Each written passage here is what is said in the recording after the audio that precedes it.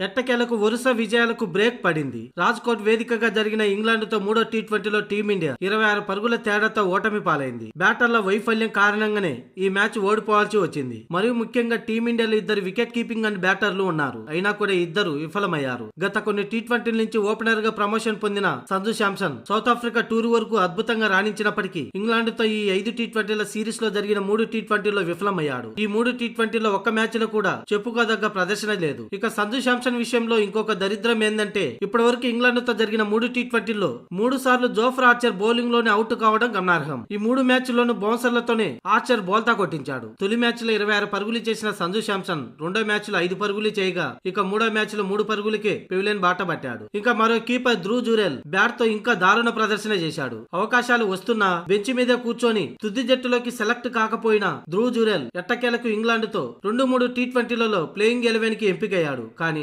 చెన్నై వేదికగా జరిగిన రెండో టీ20లో 5 బంతులు ఎదుర్కొని కేవలం 4 పరుగులు చేసి అవుట్ అయ్యాడు. ఇక నిన్న రాజ్కోట్ వేదికగా జరిగిన మూడో టీ20లో 4 బంతులు ఎదుర్కొని 2 పరుగులే చేసి పెవిలియన్ చేరాడు. దీంతో అంది వచ్చిన అవకాశాలని సద్వినియోగం చేసుకోలేక టీమిండియాలో చోటు కోల్పోయే ప్రమాదంలో పడింది ధ్రువ్ జురెల్ కి. ఈ ప్రదర్శనతో 4గో టీ20లో అతనికి అవకాశం వస్తుందో లేదో చూడాలి. ఏది ఏమైనా ఒక కీపర్ ఉండగా మరో కీపర్ ని ఎంపిక చేయడం టీమిండియాలో చాలా అరుదు. కాకపోతే కీపింగ్ బాధ్యతనే కాకుండా ఓ బ్యాటర్ గా ధ్రువ్ జురెల్ ని ఎంపిక చేస్తే తీవ్ర నిరాశపరిచాడు. ఇక ఈ మూడో టీ20 మ్యాచ్ విషయానికి వస్తే టాస్ ఓడి ముందుగా బ్యాటింగ్ చేసిన ఇంగ్లాండ్ 9 వికెట్ల నష్టానికి 171 పరుగులు చేసింది. వరుణ్ చక్రవర్తి 5 వికెట్లతో మెరిశాడు. ఇక 172 పరుగుల లక్ష్యంతో బరిలోకి దిగిన టీమిండియాకు ఆరంభం నుంచే వరుసగా వికెట్లను కోల్పోతూ 20 ఓవర్లలో 9 వికెట్లు కోల్పోయి 149 పరుగులే చేసింది. దీంతో సిరీస్ 2-1తో నిలిచింది.